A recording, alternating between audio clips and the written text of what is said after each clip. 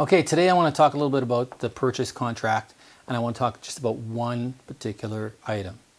And it involves what we call unattached goods. Now, unattached goods are appliances, water softener is an attached good, but things like your stove, refrigerator, dishwasher, anything that could be really removed quite easily on possession day. Now, when these are included, oftentimes, even a washer dryer is included in the purchase of the property.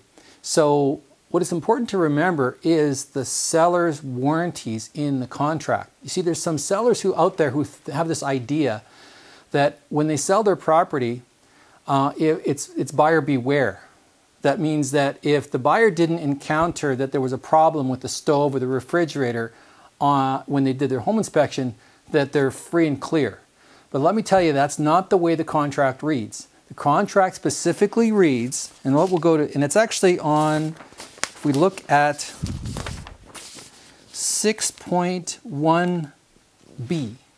6.1b says the attached goods included unattached goods are in normal working order and are free and clear of all encumbrances. So what that means is that this is all to be done on possession day. That means that on possession day, everything has to be working.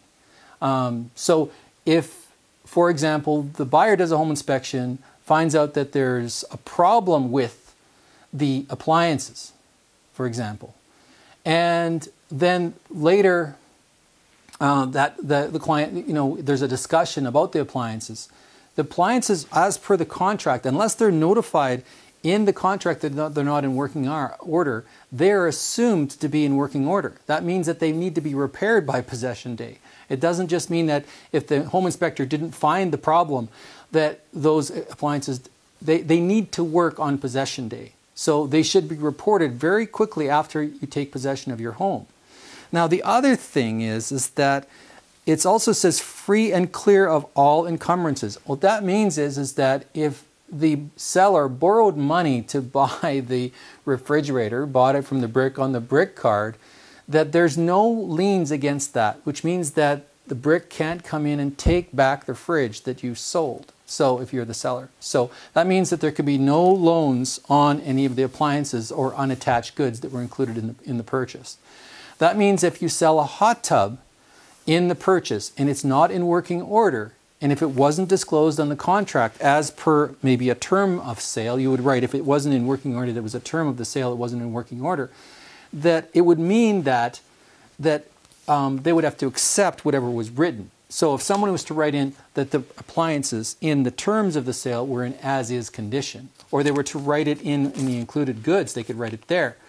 But if there's nothing written there, it is assumed that the appliances will be in working order. That means that if they quit working a day before possession, they need to be repaired by the seller. And I think there's some people who think that if the home inspection doesn't catch it, and that means that it's okay. It doesn't mean it's okay, and the buyer may take you, if you're the seller, may take you to court to have you either repair it or replace it. So the cost may be more significant if you don't address it right up front. So I just want to clear up any misconceptions about that clause. It's funny, I had a situation some time ago with my seller, and my seller didn't tell me what was really happening. I know we made a sale on his property, and on a week before possession, his refrigerator quit. So he called the service repair guy up, and the repair guy says, well, it's going to be more expensive to repair than to replace. And it was a stainless steel refrigerator.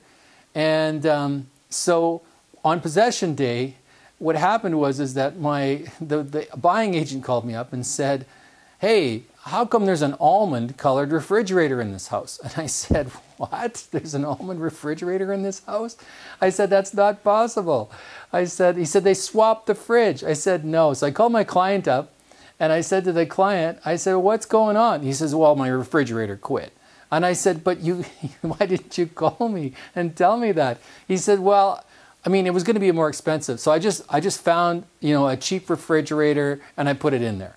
I said, well, no, you have to, I said, in this particular case, it would have been better for you to repair, even at a higher cost, your refrigerator, because I said it's your responsibility as per the contract to ensure that that's in working order, and it's the same appliance that they bought in the contract, which means that in this particular case, no matter the cost, it's probably better if you just fix that refrigerator. Now, if it's just can't be fixed at all, then we have to negotiate what kind of refrigerator, based on the one that was there, that you're going to have to buy a new one.